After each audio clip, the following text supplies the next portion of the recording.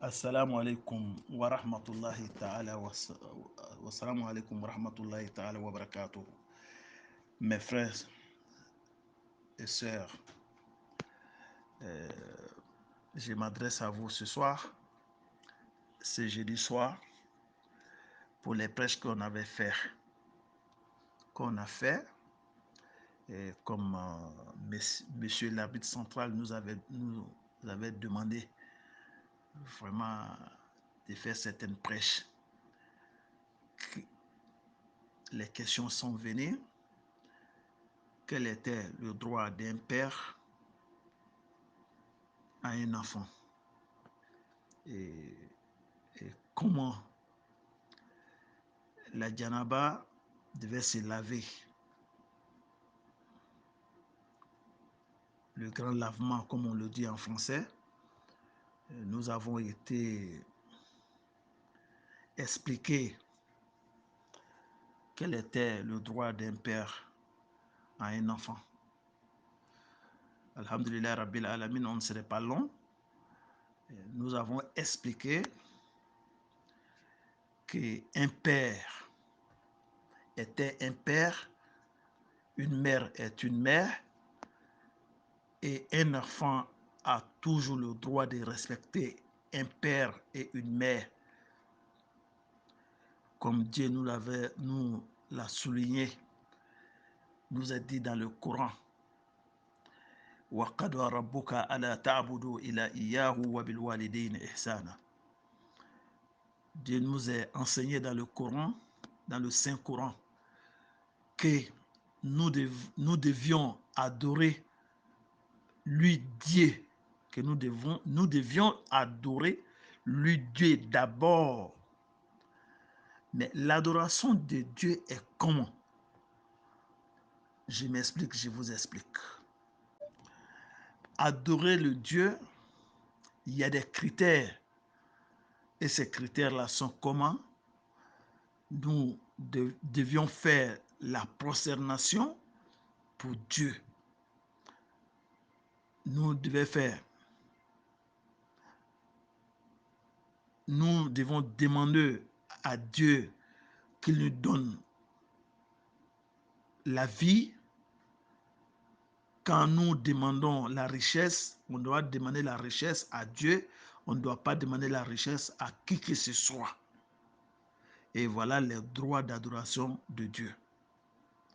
Et Dieu nous a dit dans le Coran qu'après l'adoration de Dieu, la personne qui vient après Dieu, c'est le père et la mère, qui ont le droit d'être adorés après Dieu. Mais quelle sorte d'adoration?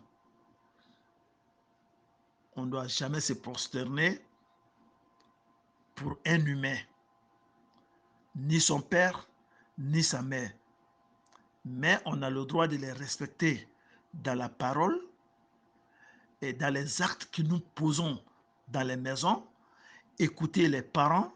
Quand le père dit reste là, vous devez rester là. Vous ne devez pas dépasser ce que le père dit ou la mère dit. Et nous avons dit aussi dans la hadith du prophète alayhi salatu wassalam, le prophète nous a dit, il dit sakatullahi ridallahi fi ridal walidain wa sakatullahi fi sakatul walidain. Il dit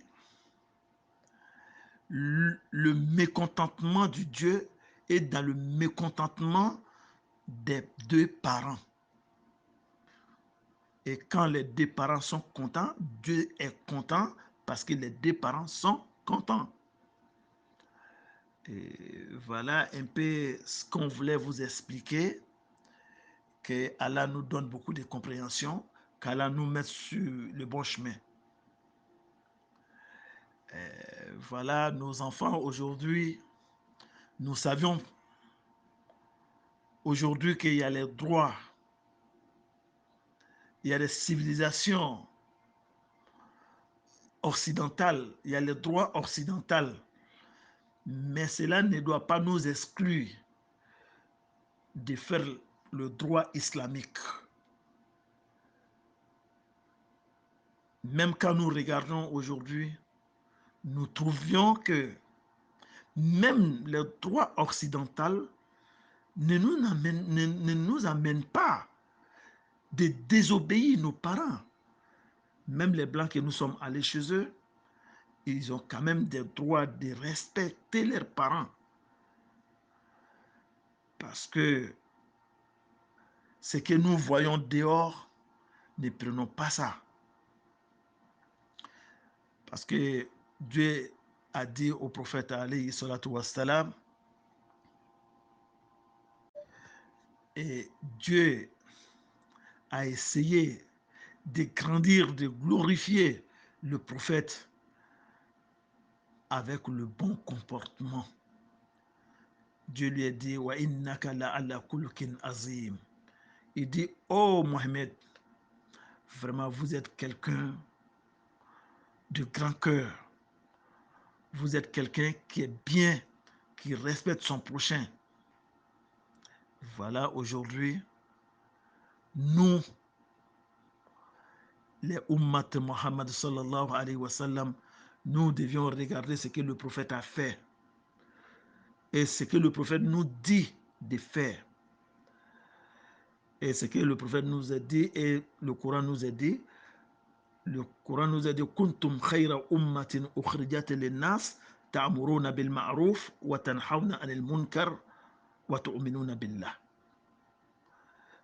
Et oh, les compagnons de Mohammed, vous êtes les bons compagnons que Dieu vous a mis sur la terre. Vous interdisez entre vous les mal et vous vous encouragez à faire du bien. Voilà ce que nous devions faire. Et aujourd'hui, voilà, en petite partie des vocales, comme l'arbitre central nous a dit, nous ne parlions pas bien le français, mais quand même on débrouille. C'est pourquoi on est venu pour expliquer un peu ce qu'on a dit, le passé par le droit d'un père sur un enfant. Un enfant n'a pas le droit sur un père.